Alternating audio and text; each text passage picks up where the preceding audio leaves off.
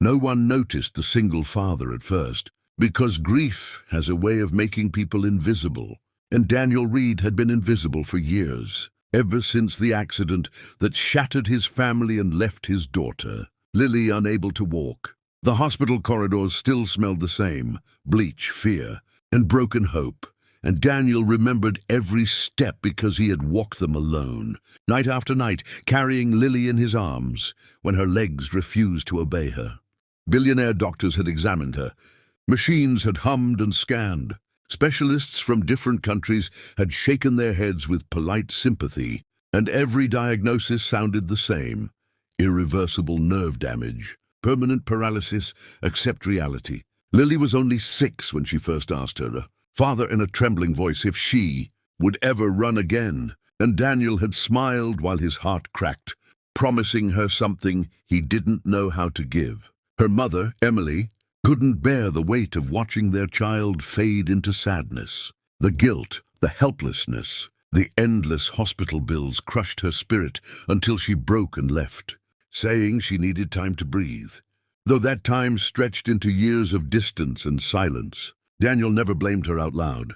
But the nights were long and the loneliness was longer. He worked 2 jobs, sold his car, learned how to cook, clean, and braid Lily's hair. And every night he massaged her legs the way one forgotten nurse once suggested, not because he believed it would fix anything, but because touching his daughter's legs reminded him they were still hers, still alive, still worth fighting for. While billionaire doctors gave up in air-conditioned offices, Daniel studied old medical books, watched obscure rehabilitation videos at 3 in the morning, and experimented carefully, gently, always afraid of hurting her, always terrified of giving her false hope.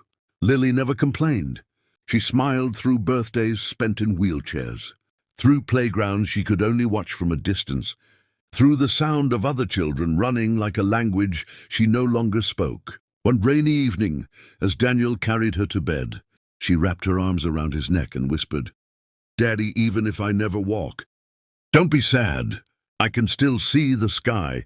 That sentence broke something inside him and rebuilt it stronger, because he realized billionaire doctors measured healing in charts and probabilities, but a father measured it in love, patience, and time. From that night on, Daniel made a quiet promise. If the world had decided Lily would never walk, he would still teach her body to remember what hope felt like, even if it took his entire life. He built makeshift bars from old pipes, turned their living room into a tiny therapy space, and celebrated the smallest victories like miracles: 1 toe twitch, 1 second of balance, 1 moment when Lily said her legs felt warm instead of asleep outside. People pitied them. Some advised him to stop torturing the child. With false hope, others said he should move on and accept fate. But Daniel had learned something important in silence. Fate only wins when you stop resisting. And somewhere far away, Emily lived with her own kind of pain, scrolling through old photos at night, seeing Lily running on the beach before the accident, wondering if she had abandoned not just her family, but the version of herself that believed in miracles. The day everything changed did not arrive with thunder or headlines. It came quietly, disguised as another ordinary morning, when Lily woke up complaining that her legs felt strange, like ants were walking under her skin, and Daniel froze, afraid to hope but unable to ignore the tremor in her voice. He followed his routine anyway, stretching, breathing, gentle pressure, until Lily suddenly gripped his arm and said, "Daddy, I can feel the floor," and for a second the world stopped spinning because those words were impossible, forbidden, dangerous. Daniel lowered her carefully, his hands shaking, his breath trapped in his chest.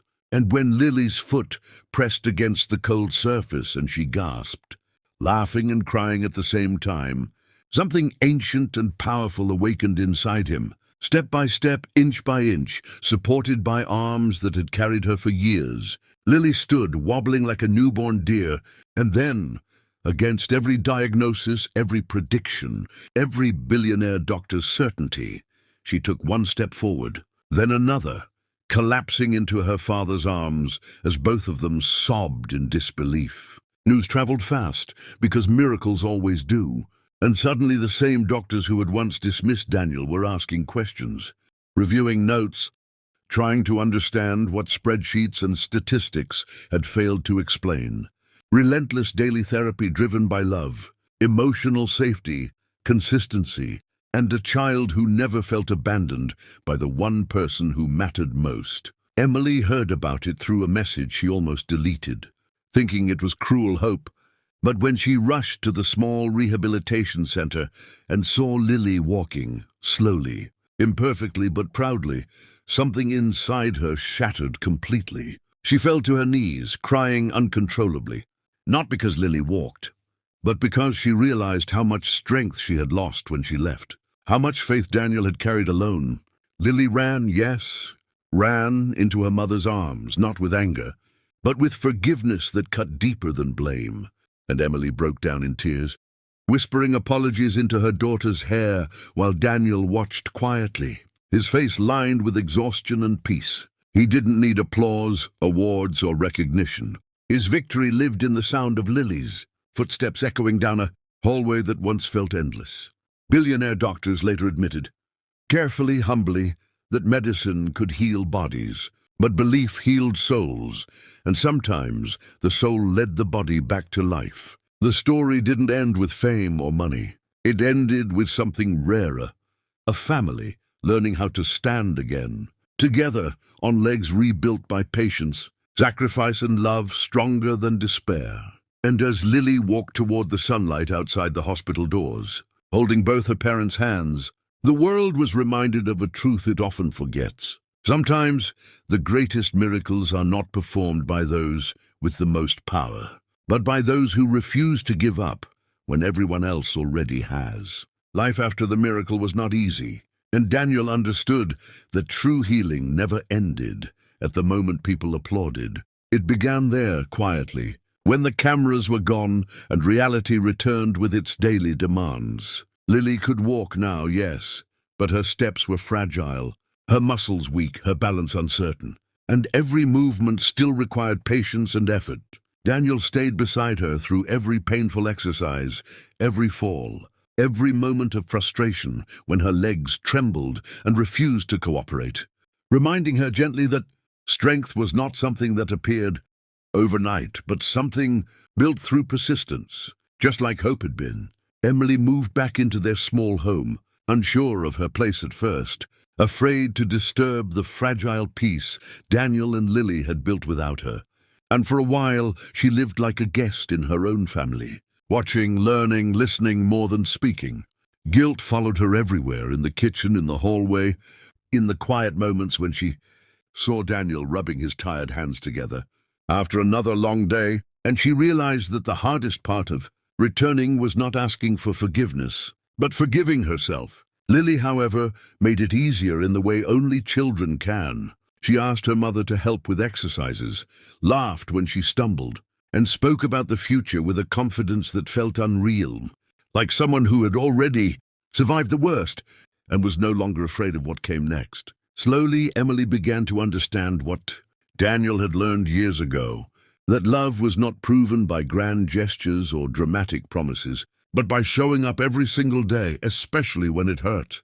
Word of Lily's recovery continued to spread, and families from all over reached out, not asking for miracles, but for guidance, for hope, for reassurance that giving up was not the only option. And Daniel answered each message personally, never claiming to be a hero, only a father who refused to stop trying. He told them the truth, that there were days he wanted to collapse, days he doubted himself, days when nothing seemed to work. But he also told them that consistency, belief, and emotional safety mattered more than people realized. Lily returned to school, her first steps through the classroom, door greeted with silence that quickly turned into applause. And though her legs shook, her smile did not, because for the first time she was not being carried. She was carrying her own story. Emily watched from the hallway, tears streaming down her face, not from sadness, but from the overwhelming realization that she had been given a second chance. not just as a mother, but as a person capable of staying when life became unbearable. At night, when the house grew quiet, Daniel sometimes sat alone, listening to Lily's steady breathing from her room, thinking about the years he had lost to exhaustion and fear, and instead of regret, he felt gratitude for the lessons, for the pain that had shaped him, for the strength he never knew he possessed. Lily dreamed differently now. She talked about running, about dancing, about standing on a stage someday and telling people that she once couldn't walk, not to gain sympathy, but to show them what persistence looked like in real life. The doctors continued their studies. The reports were written. The interviews eventually faded. But inside that modest home, something far more important remained. A quiet understanding that miracles were not always loud, instant, or perfect, but often slow, demanding, and built from thousands of small, invisible acts of love. And as Lily took longer walks under the open sky, feeling the ground beneath her feet, she understood something even deeper than gratitude, that she had not been saved by medicine alone or by chance, but by a father who chose hope when despair was easier, and by a family that learned, through breaking and rebuilding, how to stand together again. Time did what it always does when pain is met with patience. It softened the sharpest edges and revealed the quiet strength underneath. And for Daniel, Emily, and Lily, the months that followed became a journey not toward perfection, but toward wholeness. Lily's legs grew stronger, her steps more confident, and with every milestone she reached, Daniel felt a strange mix of pride and humility, because he knew the victory was never his alone. It belonged to every late night, every tear swallowed in silence, every moment he chose effort over surrender. Emily, now fully present, learned to move in rhythm with her family, rather than trying to lead or escape, and she discovered that staying meant accepting fear without letting it decide her actions. She volunteered at Lily's school, quietly supporting other parents whose children faced invisible battles, never announcing her past, only offering understanding in the way she once wished someone had offered it to her. Lily, meanwhile, grew into a confidence that did not come from applause or attention, but from knowing she had already faced a future that tried to close its doors on her and had found a way through anyway. She fell sometimes, physically and emotionally, but each fall no longer felt like proof of weakness. It felt like part of learning how to stand taller. One afternoon, during a community event meant to raise awareness for children with disabilities, Lily stood on a small stage, her hands shaking slightly as she looked out at the crowd, and Daniel felt his heart pound harder than it ever had in any hospital room. When she spoke, her voice was steady, not because she was fearless, but because fear no longer owned her. She told them she once couldn't walk.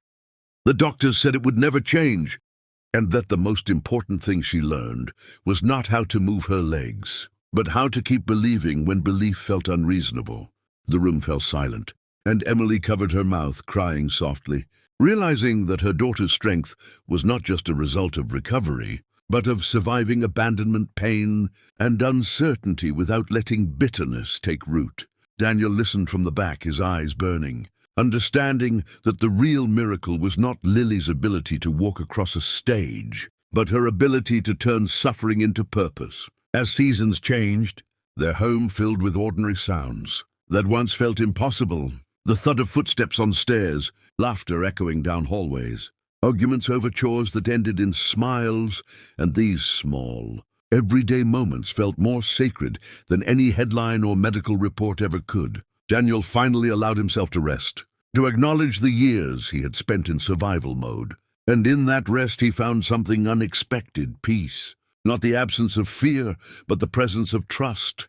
In Lily's resilience, in Emily's commitment, and in the knowledge that love, when practiced daily, could withstand even the cruelest tests.